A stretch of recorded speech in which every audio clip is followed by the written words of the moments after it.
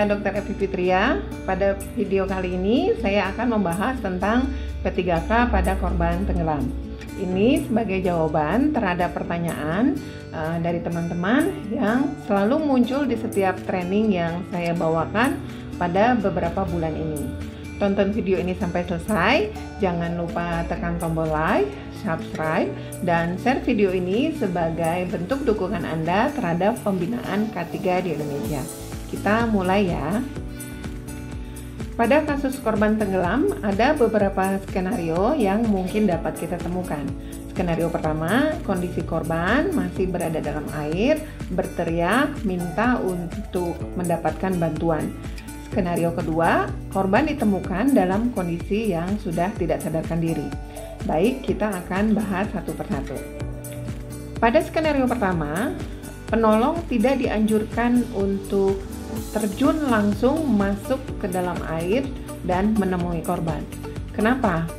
Karena korban dalam keadaan panik jika penolong mendekat dalam jangkauan tangan korban, biasanya korban akan naik ke atas pundak dan kepalanya penolong. Dalam hal ini, penolong akan tenggelam dan mengalami kesulitan untuk menolong dirinya sendiri. Karena saking paniknya korban, menganggap penolong sebagai tangga dan akan memanjat penolong yang menyebabkan penolongnya justru akan jadi tenggelam. Jadi, apa yang bisa kita lakukan? Pertama, berikan benda-benda yang dapat dipegang oleh korban, misalnya ban, kayu, atau benda lainnya. Nah, sebelumnya jangan lupa untuk mengikat benda tersebut dengan tali yang panjangnya melebihi jangkauan tangan korban. Minta korban untuk memegang benda tersebut, sementara penolong menariknya sampai ke daratan. Di daratan, karena badan korban dingin, ada potensi hipotermi, jadi suhu tubuhnya itu turun.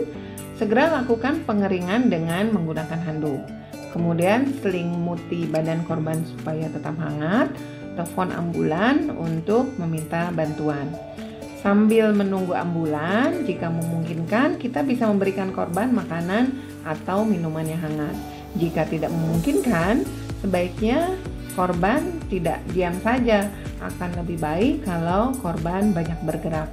Mungkin nggak bisa lari-lari, tapi menggerakkan kedua tangan, ditelungkupkan seperti ini, kemudian digerak-gerakkan seperti ini akan menciptakan panas yang kemudian nanti akan mengalir ke tubuhnya korban.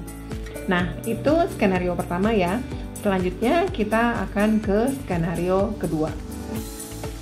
Pada skenario kedua, penolong menemukan korban tenggelam yang sudah tidak sadarkan diri. Nah, penolong membawa korban sampai ke daratan, kemudian memeriksa kondisi korban. Periksa apakah korban masih bernapas atau tidak. Jika tidak bernapas, coba miringkan kepala korban, kemudian buka mulut korban. Periksa apakah ada benda-benda yang masuk ke rongga mulut, kemudian lakukan pembersihan mulut dengan memasukkan jari seperti ini. Jadi membentuk kail, kemudian ini kita keluarkan. Tentunya tangan penolong sebelumnya harus sudah menggunakan sarung tangan ya. Kemudian kita cek lagi apakah korban bernapas atau tidak. Jika korban bernapas tapi tidak memberikan respon, kita tepuk-tepuk dia tidak menjawab, kondisi korban artinya tidak sadarkan diri. Nah, pada korban yang tidak sadarkan diri, kita memberikan pangsal nyeri berupa gosokan ke tulang dadanya korban.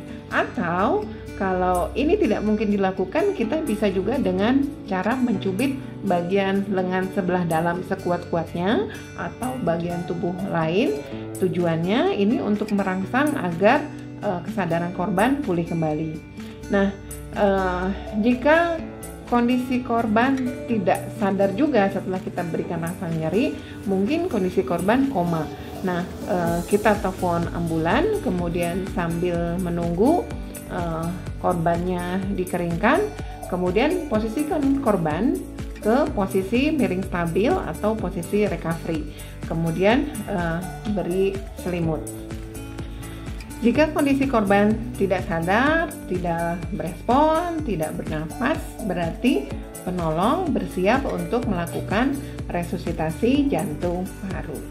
Ya, demikian pertolongan pertama untuk kasus korban tenggelam. Semoga bermanfaat. Saya Dr. Evi Fitria. Kita ketemu lagi di video lainnya. Bye.